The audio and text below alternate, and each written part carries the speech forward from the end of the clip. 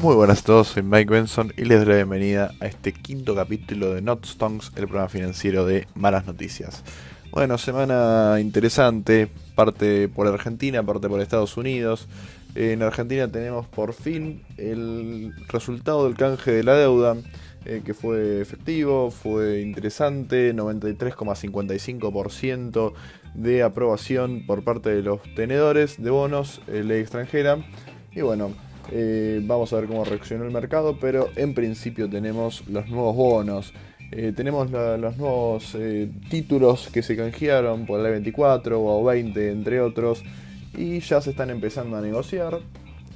Podemos ver que desde este 3 de septiembre podemos estar negociando estos tipos de bonos a negociación por 72 horas, es decir, recién el 7 lo podríamos ver en nuestra cartera, y son negociaciones en gris, es decir, que no tienen liquidación central por parte de Bima y no están garantizados. Así que bueno, todavía no está con normalidad la negociación de este tipo de nuevos bonos. Por segundo, vamos a ver cómo estuvo el dólar con todo, con liquidación. Vamos a tomar a Galicia, recordemos que es el cociente entre activos del extranjero contra los activos en la Bolsa de Comercio de Buenos Aires. Bueno, lo que podemos ver aquí es que toda esta semana estuvo decayendo el valor del dólar.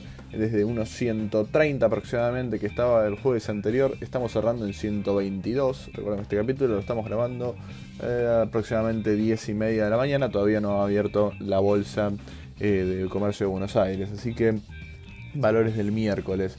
Bueno, tenemos 122, 121 pesos por dólar, con liquidación, interesante valor. Vamos a ver cómo se mantiene en estos días, vamos a ver cómo fluctúa.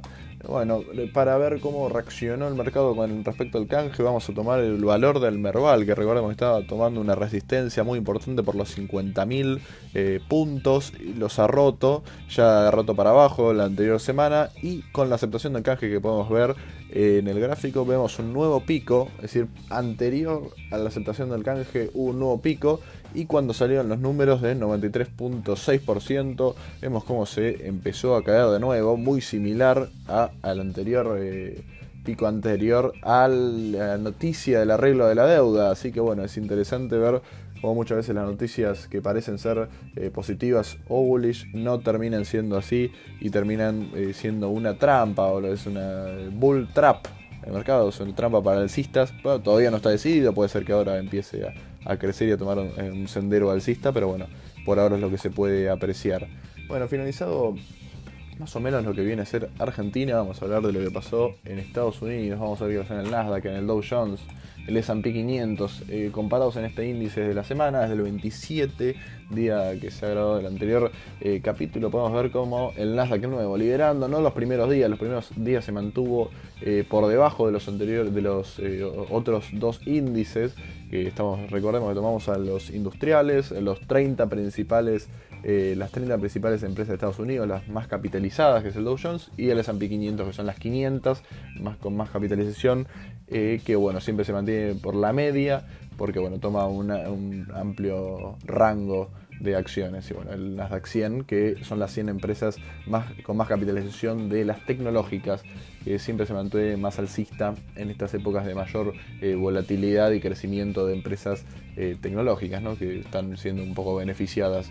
Bueno, vemos como al principio empezaron un poco por debajo de los otros índices, pero después fue retomando su sendero normal hasta hoy, que empezó con una grande caída, 2 puntos abajo, 2 puntos porcentuales abajo, y los otros índices no mostraron tal caída, aunque sí están cayendo. Así que bueno, es interesante analizar qué puede llegar a suceder con el Nasdaq estos días. Sé que está bastante volátil, vemos también al VIX subiendo, que es la volatilidad del mercado. Así que bueno, vamos a ver cómo sucede en las próximas semanas y cómo reaccionan las tecnológicas y también el mercado en general. Vamos a ver qué sucedió con el Nasdaq, estos días, cuáles fueron los protagonistas. Bueno, vamos a tratar dos protagonistas esenciales, después otro más. El primero, claro ejemplo, de la empresa con más capitalización del mundo, llegó a los 2 billones de dólares hace relativamente poco, y como lo estuvimos siguiendo acá, Pero recordemos que lo que pasó con Apple, lo que pasó con Tesla, que también va a ser la otra que vamos a estar hablando, es que anunciaron un split. ¿Qué es esto? Bueno, las acciones de Apple, las acciones de Tesla salían $500 y $2.000 sucesivamente. Y lo que anunciaron fue que las acciones de Apple se iban a dividir en 4 y las acciones de Tesla se iban a dividir en 5. Entonces cuando vos tenías una acción vas a empezar a tener 4, pero con un cuarto del valor. Que es, bueno, y un quinto del valor en el caso de Tesla. ¿Qué es lo que hace esto? Que las acciones sean más baratas nominalmente y que vos puedas acceder a ellas con más facilidad y sin tener que desembolsar un gran número de dinero para cada una de estas acciones. Igualmente existen algunos brokers, algunos agentes de bolsa que permiten comprar proporciones o porcentajes de acciones, ¿no? Un 0,1, 0,2. Esto también se puede en algunos brokers, como por ejemplo Robinhood en Estados Unidos, que es muy común. Bueno, desde que anunció el split ha crecido, la verdad, bestialmente. Acá podemos ver de 96 a 137 aproximadamente, que anteriormente eran valores mucho más altos, ¿no? Que si no me equivoco, estaban alrededor de los 400 hasta los 520. Ahora que tenemos el split se muestran todos los números ajustados a los nominales de hoy. Pero bueno, interesante. Después empezamos que el día de ayer empezamos a ver que las acciones de Apple estaban cayendo bastante fuerte, hasta 4%, después de abrir un 2% arriba, una volatilidad en Apple muy grande.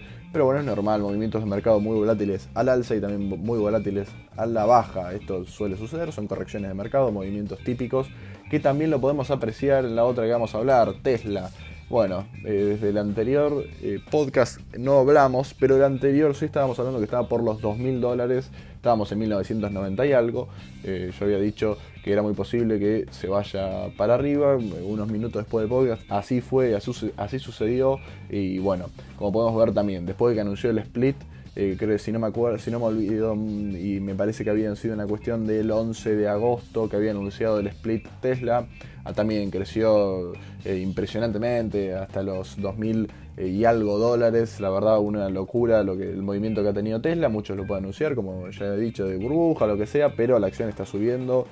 Todos los que estuvieron short o cortos, es decir, que la apostaron a la baja, terminaron perdiendo muchísimo dinero, por lo menos los que se mantuvieron a largo plazo, sin dar ejemplos, ¿no? Pero bueno, vamos a analizar qué sucedió. Desde el día de ayer también empezó a bajar casi un 12% en la rueda del martes, del miércoles, y hoy también vemos que empezó a la baja, casi 6% abajo en el pre-market. Ahora está recuperando un poco los valores que tenía ayer, pero bueno, también muchísima volatilidad en Tesla. Son acciones que tienen una capitalización bursátil quizá un poco descomedida para lo que son sus ingresos, entonces no tienen lo que se dice un fair value o el valor de la empresa, que es lo que vale por valor libre. Está muy por arriba de sus ingresos, casi 1000 veces sus ingresos, cotiza sus ingresos anuales. Así que bueno, muchos lo pueden considerar, como he dicho, una burbuja, y es por eso que tiene correcciones tan fuertes. Además de, bueno, se formó lo que es el meme de Tesla, porque ya es una acción muy llamada, en Twitter es muy común nombrarla, ver como mucha gente suele decir y criticar y meterse con opciones de Tesla en los foros de Reddit de estadounidenses. Muchos también están haciendo bromas y comprando calls, comprando puts, jugando casi lo que es una apuesta con Tesla, y terminó siendo un objeto de eso, ¿no? Además, bueno, las cuestiones excéntricas que tiene su CEO y su fundador, Elon Musk. Bueno, otra cuestión interesante, Zoom, una empresa que ha sido también muy beneficiada por el coronavirus. Zoom es una empresa para realizar teleconferencias, y bueno, no hace falta explicar por qué ha sido beneficiada. Es uno de los sectores que lo ayudó más, ¿no? Porque ya ahora las reuniones se impidieron ser presenciales o se limitaron en la mayoría de países. Ahora algunos están cediendo, y Zoom obviamente tiene unos ingresos muchísimo mayores a los que tenía antes, hace un año, 2 años, y eso también se ve reflejado en el precio de su acción. Y lo que ha sucedido es que el 1 de septiembre o el viernes, no recuerdo bien, ha presentado ganancias casi un 40% por arriba de lo que se esperaba, y por lo tanto abrió con un gap de casi un 30% al alza, una cuestión impresionante. Y bueno, como podemos ver, no mantuvo bien, ha recaído casi un 7-8% desde ese día. Y bueno, podemos ver cómo va a seguir evolucionando, pero bueno, ni hablar que es una empresa también con gran volatilidad por su presentación de balances tan próxima y con tanta sorpresa, que es lo que se llama, que es la diferencia que tiene contra el esperado, ¿no? Por las consultoras que suelen hacer estimaciones de ingresos.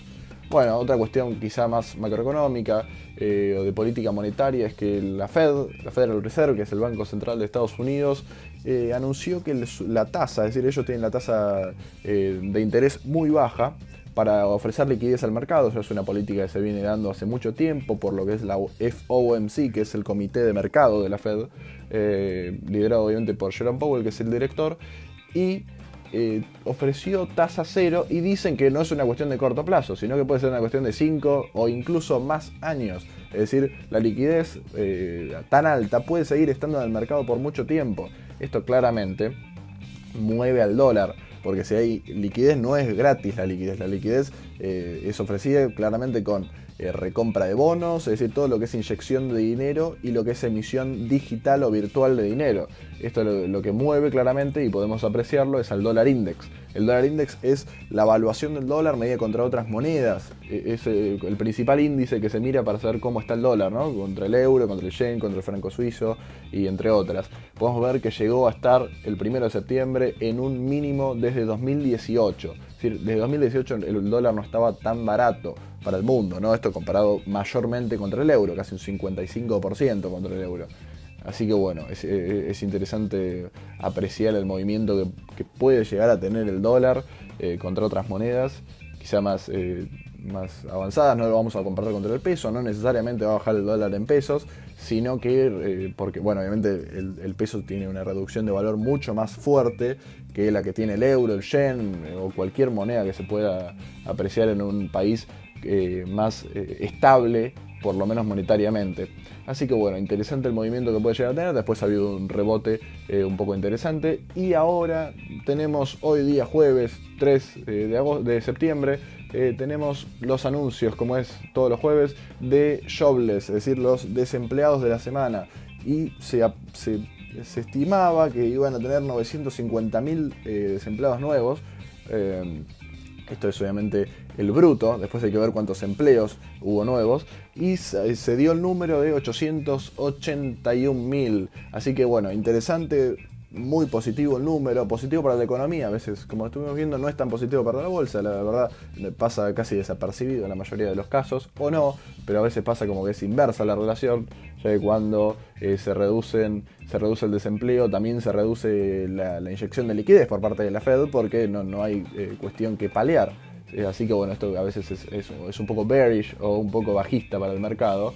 Y bueno, se estimaba 950.000 y el anterior había sido de casi 1 millón o por ese número. Así que bueno, interesante número. Vemos cómo se están recuperando un poco de cada vez más el mercado de empleo en Estados Unidos. Pero bueno, sin nada más que agregar, ya estamos listos esta semana.